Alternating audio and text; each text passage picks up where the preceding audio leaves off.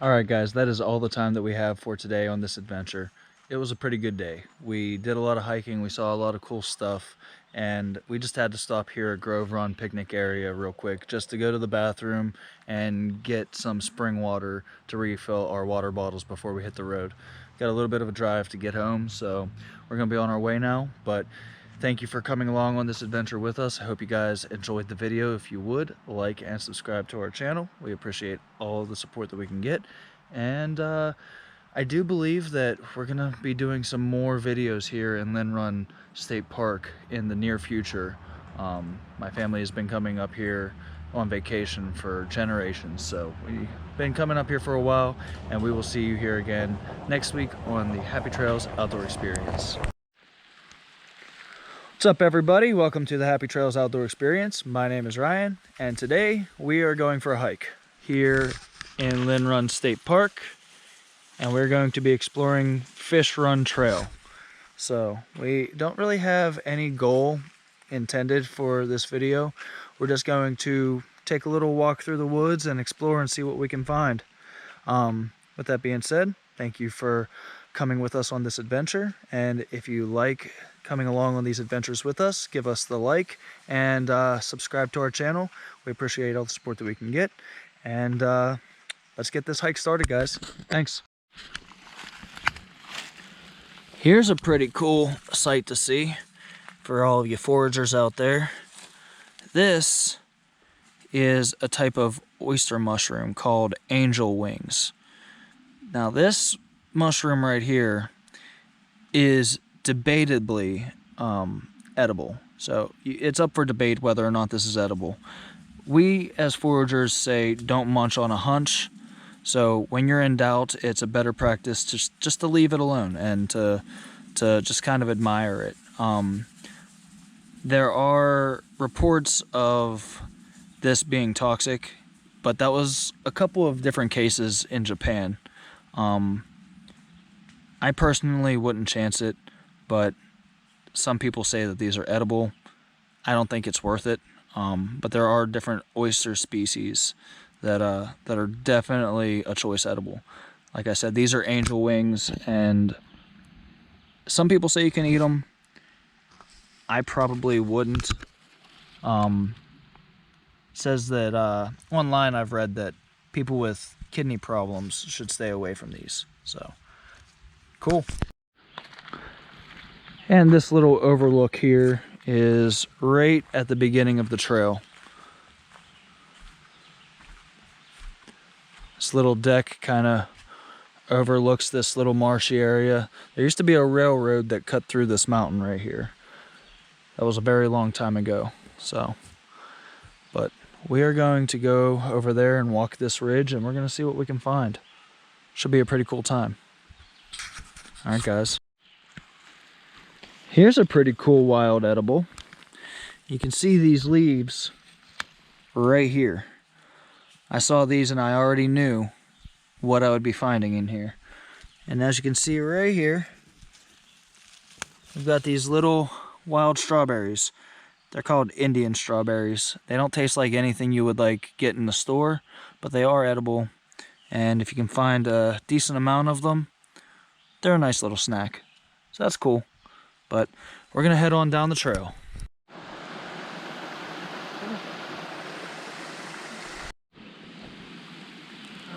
Oh, here's a pretty cool little mushroom.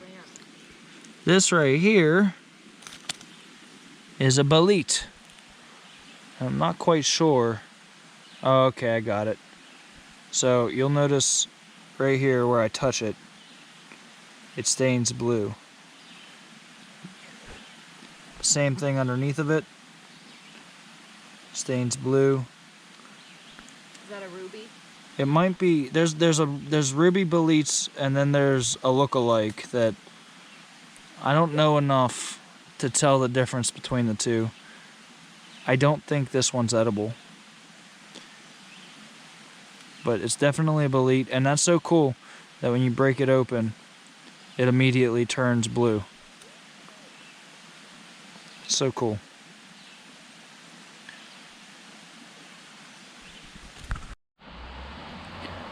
So I did a little bit of research on this bolete here. There is such a thing called a ruby bolete, and there are red mouth boletes. I believe that this is a red mouth bolete, which is poisonous. Both ruby boletes and red mouth boletes stain blue like this, but the difference is a ruby bolete will be yellow on the other underside, whereas this guy right here has a orange or red underside. So this is a red mouth bolete, and it is poisonous, and its look-alike is the edible ruby bolete. So that just goes with what I said earlier. Don't munch on a hunch. It's better safe than sorry with these sorts of things, and always do your own research. Learning this type of stuff for me is very, very fun. So maybe you guys could find the same fun in the interests. But yep, figured I'd just record that.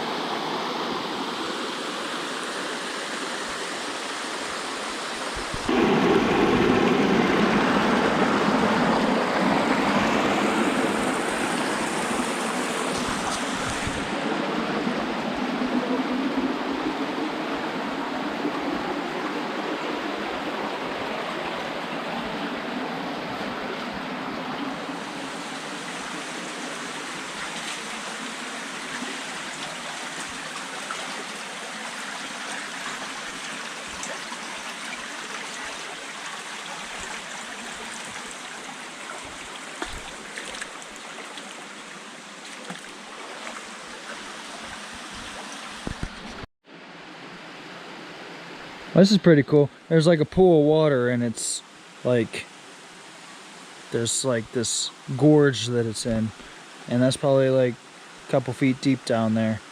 I imagine that when the water's higher, probably make a good swimming hole.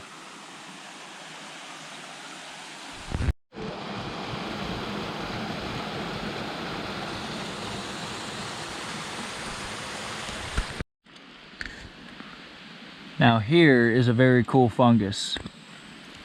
This is called crown-tipped coral, and this stuff is edible, and it's probably one of my favorite mushrooms to eat.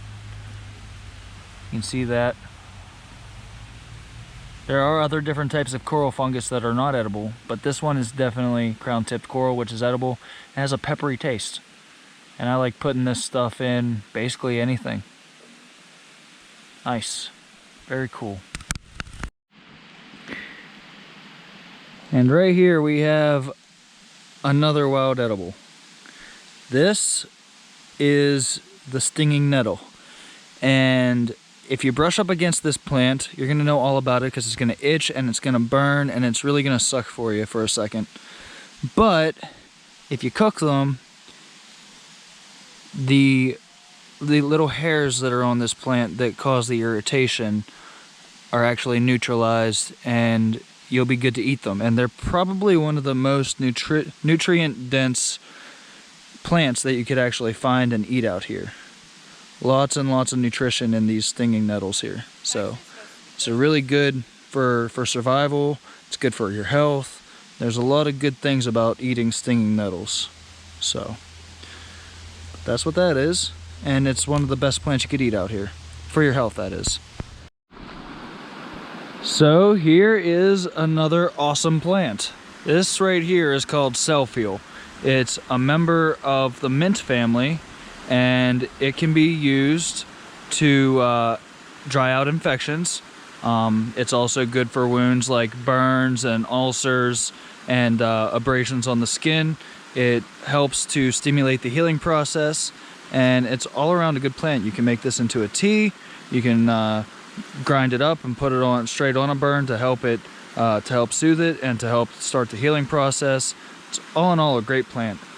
It's also a coagulant, so if you're bleeding, this is another one of those ones like yarrow that you can chew it up, put it on the wound, and it should help to stop the bleeding. Very cool. All heal. Alright guys, so that was a very small part of the fish trail here at Linn Run State Park.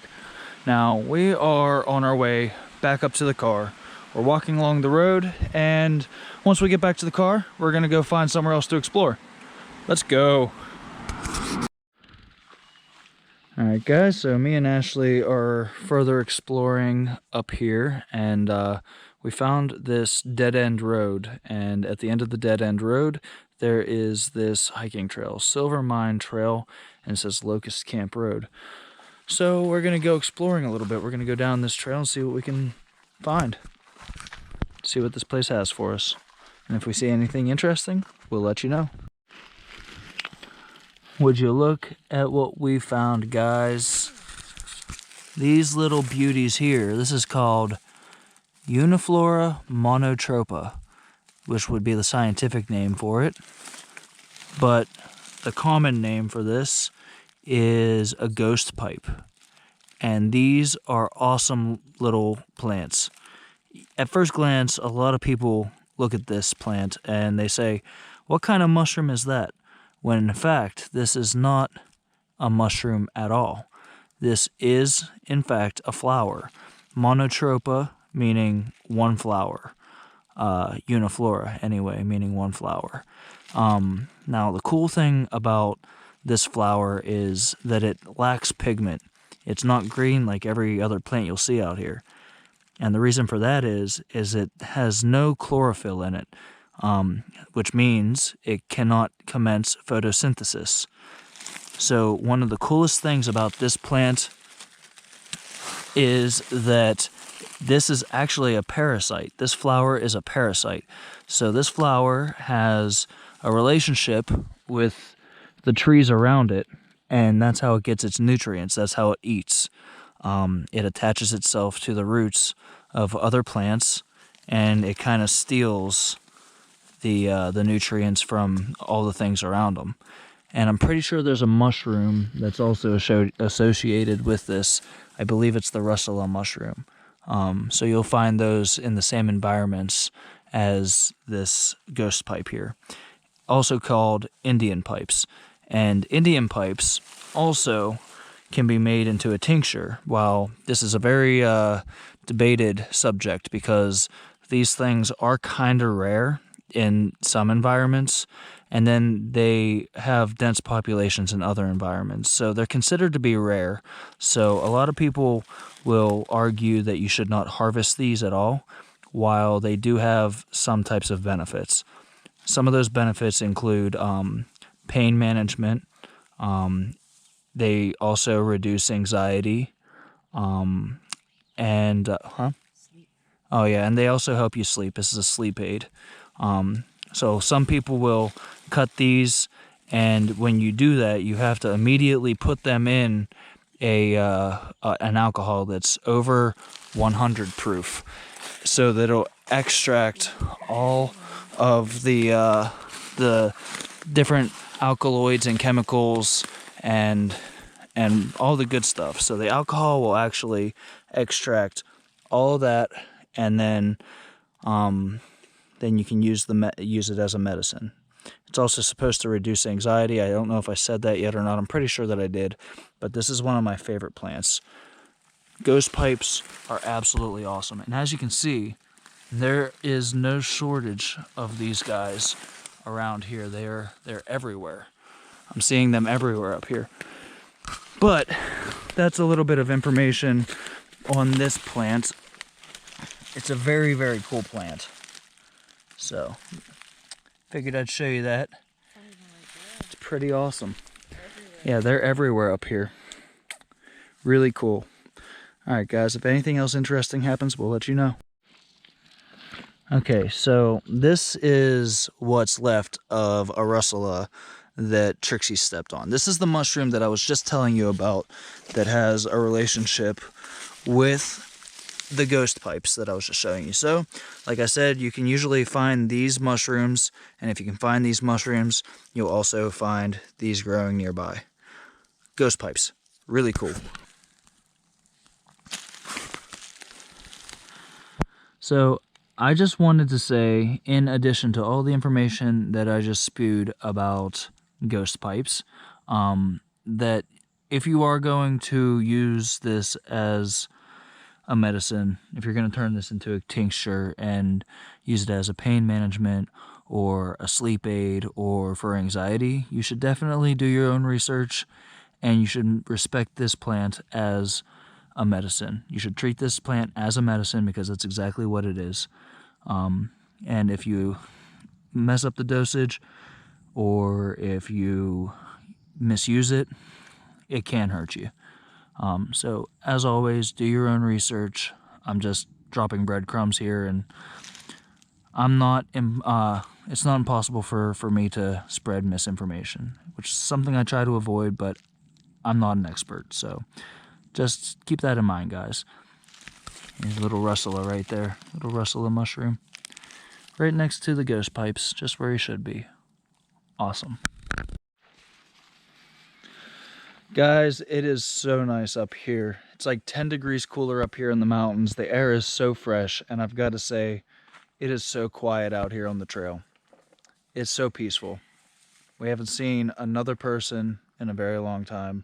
We're the only ones out here, and we're just vibing with the sounds of nature and looking around and seeing what there is to see out here. It's absolutely amazing. The best type of medicine there is to just get out here and to experience all of this. But we're still on that same trail that we were on, and there's a black bear trail that cuts off and goes that way. But I think what we're gonna do is we're gonna just stay the course and continue on the path that we were originally on. I thought about going down that path, but I'm deciding against it. I want to see what's down here.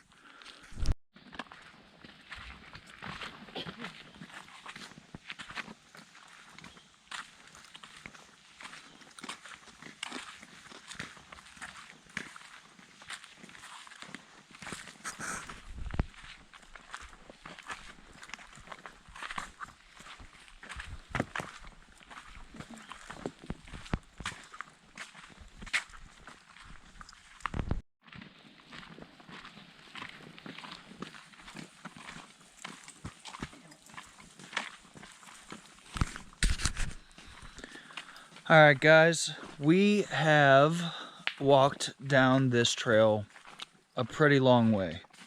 So we are turning around now, and we're going to head back to the car. We could have kept on going. This is a very long trail, and there are, I think I saw 3 trails that connect to this one. There's a Hemlock Trail, another trail too, I forget the name of it. It was a really weird name. And then another one too, I forget the name.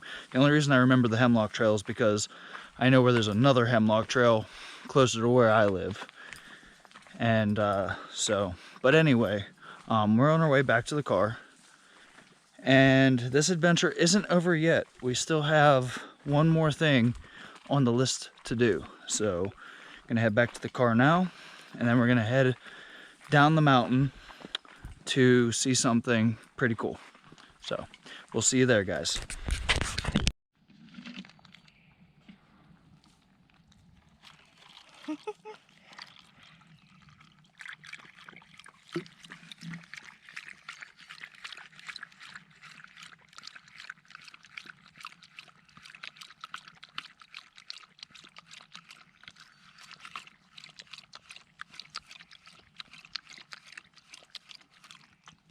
Is that some good stuff, Twitty? Push, was that some good stuff? Hey. Pooch. Tracy, look at me.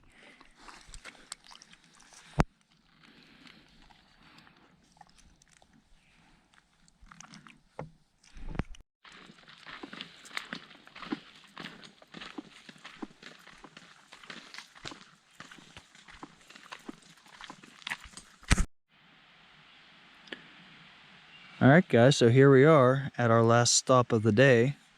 This beautiful plant right here is called Balm.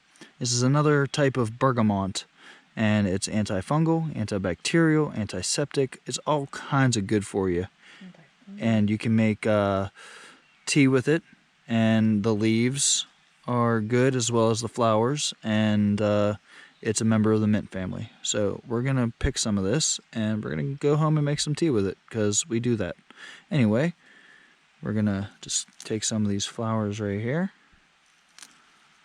Also, Toss that stuff right in the bucket and we're gonna be good to go.